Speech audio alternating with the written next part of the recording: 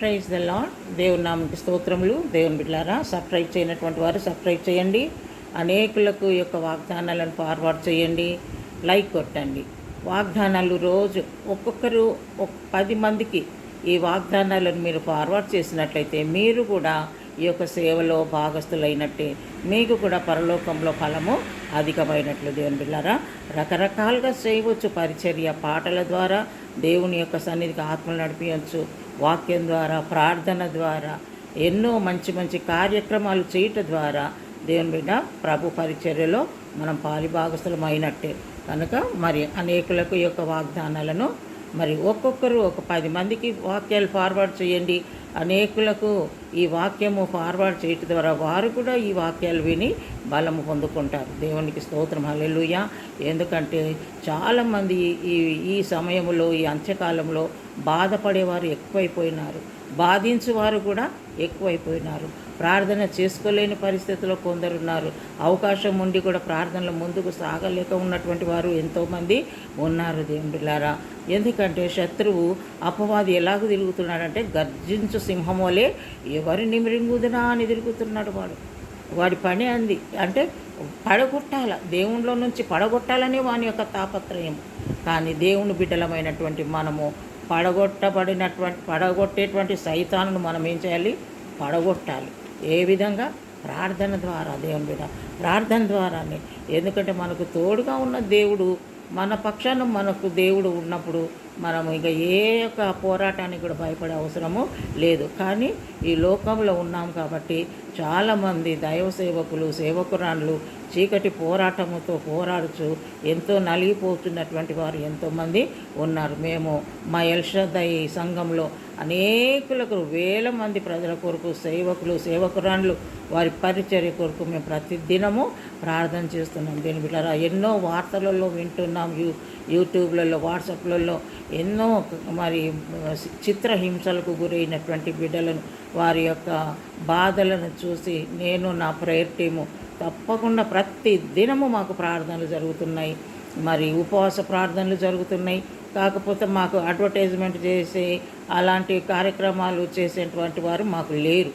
ఎందుకంటే పేద ప్రజల మధ్య నా యొక్క పరిచర్య, మరి బాగా జ్ఞానవంతులైనటువంటి వారు తక్కువ. మాకు ఇలాగ మోరల్ సపోర్ట్ ఉన్నట్లయితే ఎన్నో విషయాలు మీకు మా కార్యక్రమాలు నేను తెలియజేసేదాన్ని.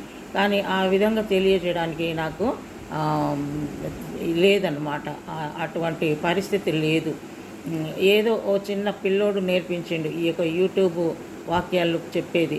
ఎందుకంటే చాలామంది వందలు వేల కొలది ప్రజలు అడుగుతున్నారు, అమ్మ మీరు ఎందుకు చేయరు అని.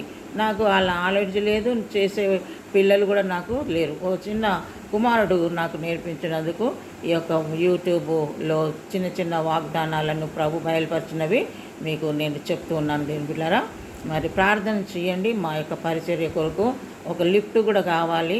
మరి లిఫ్ట్ ఎల్షదై మినిస్ట్రీకి లిఫ్ట్ వేయించి ఒక మొదటి అంతస్తు మాత్రమే, ఫస్ట్ ఫ్లోర్కు. ఎందుకంటే నేను మరి నాకు ఆపరేషన్ అయ్యి, వెన్నెముక ఆపరేషన్ అయ్యి ఇప్పుడు ప్రస్తుతానికి ఈ వాకర్ ద్వారా నేను పరిచర్య నడిపిస్తూ ఉన్నారు. వాకర్తో నడుస్తున్నాను చాలా కష్టం మీద. అది నాకు ఈ యొక్క లిఫ్ట్ ఉంటే నేను వెళ్ళి పైనకి వెళ్ళి ఎన్నో కార్యక్రమాలు చేయగలిగే అవకాశం ఉంటుంది. అదే సందర్భంలో మాకు ఒక వెహికల్ కూడా కావాలి. దేవుని బిడ్డలారా, మీరు ప్రార్థనలో పెట్టండి. ఎవరైనా ప్రేరేపించబడిన వారు ఉంటే మీరు ఎల్షదై మినిస్ట్రీకి మరి గిఫ్ట్గా ఇవ్వవచ్చు. ప్రేరేపించబడిన వారు ఎంతోమంది మరి ప్రేరేపించబడితే మీరు ఈ యొక్క పరిచర్య కొరకు మీరు సహాయకరుగా ఉన్నట్లయితే దేవుడు మిమ్మల్ని గొప్పగా దీవిస్తాడు. దేవునికి స్తోత్రం, హల్లెలూయా. కేవలము ఉపవాసము ఉండి మోకరించి కన్నీటి ప్రార్థన చేయటం ద్వారా దేవుడు ఈ చిన్న మందిరాన్ని నాకు ఇచ్చాడు. దేవుని బిడ్డలారా, ఎవ్వరు కూడా మాకు సహాయం చేసిన వారు కాదు. మరి ఏ డొనేషన్ బుక్స్ నేను పెట్టలేదు, ఎవరి సహాయము నేను పొందలేదు. కేవలం ప్రార్థన చేయటం ద్వారా దేవుడు అద్భుతాలు జరిగించి ఉన్నారు. దేవునికి స్తోత్రం, హల్లెలూయా.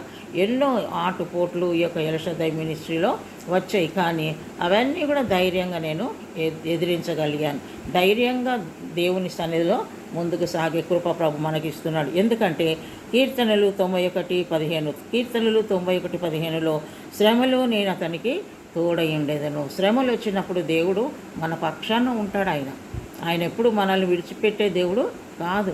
ఆయన శ్రమ వచ్చినప్పుడు మనకు తోడుగా ఉండి మనల్ని నడిపిస్తాడు. దేవుని బిడ్డ, నీకు శ్రమ వచ్చినప్పుడు నీకు ఎవరు అండగా ఉండకుండా వెళ్ళిపోయారేమో, నీకు శ్రమ వచ్చినప్పుడు ఎవరు నీకు సహాయకారిగా ఉండలేకపోయినారేమో, అందరూ పరారైపోయినారేమో, కానీ దేవుడు ఉన్నాడు. మన యేసయ్య మనకు తోడుగా ఉన్నాడు. మనం దేనికి కూడా భయపడే అవసరము లేదు. ఎంత పెద్ద గుంపు రాని, ఎంత పెద్ద ఉపద్రవాలు మన మీద రాని, యేసు వైపే మనము చూడాలి. యేసు వైపే చూచుట ద్వారా మనం గొప్ప విజయమును సాధించగలుగుతాం. దైవ సేవకులు ఎంతోమంది నలిగిపోతున్నారు. మరి చూడండి, అనేక రంగాలలో ఉన్నవాళ్ళు బాధలు ఉన్నప్పుడు వారు ఎంత సపోర్ట్గా ఉంటారు. వారి రంగాలలో ఉన్నటువంటి వారు మళ్ళీ బాధలు ఉన్న వాళ్ళ కొరకు, అనారోగ్యంతో ఉన్న వాళ్ళ కొరకు వాళ్ళు ఎంతో మోరల్ సపోర్ట్ ఇస్తూ ఉంటారు కదా. ఎంతో ఫైనాన్స్గా వారు సహాయం చేసి వాళ్ళని నిలబెడుతూ ఉంటారు.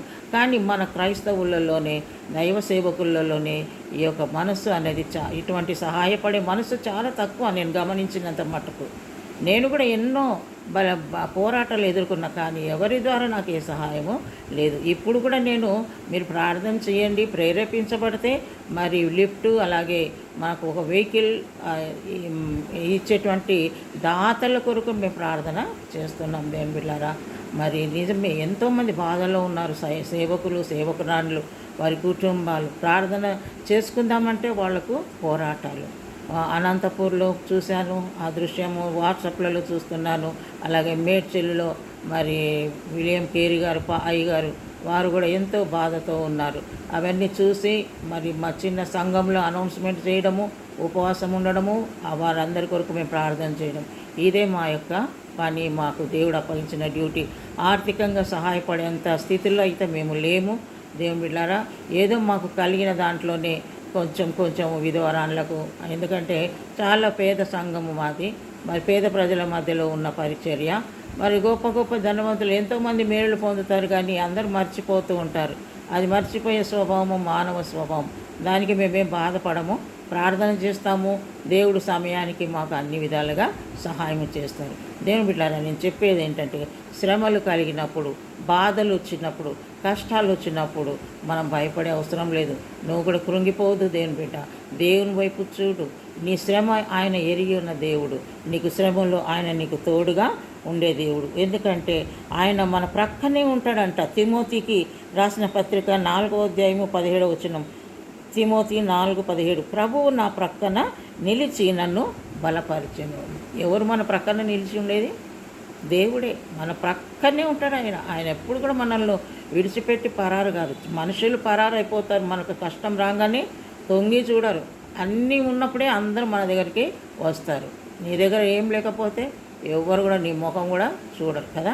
కానీ మన యేసయ్య మాత్రం మన ప్రక్కనే ఉంటాడు. దేవుని పిల్లలు, మన ప్రక్కనే ఉండి నిలిచి ఆయన మనకు తోడుగా ఉండి మనకు సహాయము చేసే దేవుడు. దేవునికి స్తోత్రం, హల్లెలూయా. మన ప్రక్కన ఉండి మనల్ని బలపరిచే దేవుడు ఆయన, మనకు ధైర్యం ఇచ్చే దేవుడు ఆయన. అటువంటి దేవుడు మనకు కలిగి ఉన్నప్పుడు నీవు దేనికి కూడా బాధపడవద్దు, భయపడవద్దు. నీకు సహాయము చేయవాడను నేనే అంటున్నాడు ఆయన. దేవునికి స్తోత్రం, హల్లెలూయా. ఎందుకంటే మన దేవుడు నమ్మదగిన దేవుడు. ఆయన వాగ్దానం చేసిన దేవుడు. తప్పకుండా మన యొక్క జీవితంలో వచ్చినటువంటి పోరాటాల నుంచి ఆయన మనల్ని విడిపిస్తాడు. దేవునికి స్తోత్రం, హల్లెలూయా. లోకంలో ఎక్కడెక్కడ జరుగుతున్నవన్నీ శ్రమలకు గురైనటువంటి సంఘాల గురించి, దైవ సేవకుల గురించి మరి గ్రూపులలో పెడుతున్నారు. అవన్నీ కూడా నేను వాళ్ళకేం ఇన్ఫర్మేషన్ ఇవ్వను, కానీ అవన్నీ కూడా మేము రిసీవ్ చేసుకుంటాము. తప్పకుండా మీ కొరకు మేము ప్రార్థన చేస్తాం. దేవుని బిడ్డలారా, ప్రార్థనే మనకు గొప్ప ఆయుధం. ప్రార్థన ద్వారానే మనకు సమస్యకు పరిష్కారము దొరుకుతుంది. ప్రార్థన ద్వారానే మనం జయ జీవితాన్ని మనము పొందుకుంటాం. ప్రార్థన ద్వారానే దేవుడు మనకు గొప్ప విజయాన్ని అనుగ్రహిస్తాడు. దేవునికి స్తోత్రం, హల్లెలూయా. ప్రార్థన ద్వారానే మనం బలం పొందుకుంటాము. ప్రార్థన ద్వారానే మనము ఉజ్జీవింపబడతాం. దేవుని బిడ్డారా, ఏ విషయం వచ్చినప్పటికీ, ఏ చిక్కు సమస్య వచ్చినా దేవుని బిడ్డ ఒకటే నేను చెప్పేది, నువ్వు ప్రార్థన చేయి అంతే.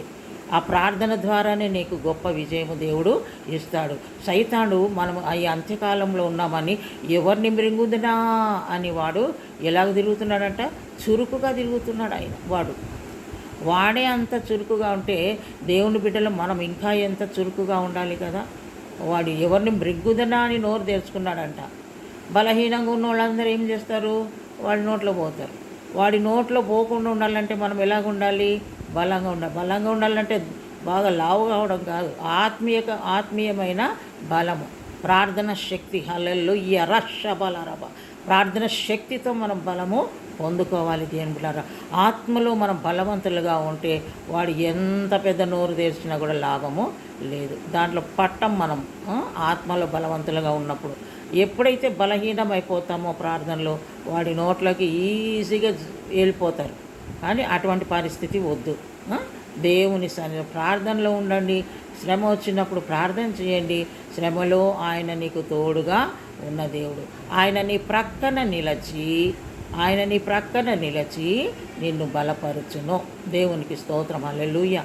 దేవుడి కొద్ది మాటలు మన ఆత్మల మేలుకై దీవించునుగాక. పరిశుద్ధాత్మ దేవా నీకు వందనాలు. బిడ్డలను మీరు ఆశీర్వదించండి. ఎంతమంది అయితే కష్టములో, బాధలు, శ్రమలో ఉంటున్నారో నాయన, ఆ బిడ్డలందరినీ ధైర్యపరిచి బలపరిచి నాయన నీ కృపలో వర్ధిల్లింపచేయమని నజరేయుడైన యేసు నామములో ప్రార్థించి అడుగుచున్నాము తండ్రి. Amen. Praise the Lord. God bless you.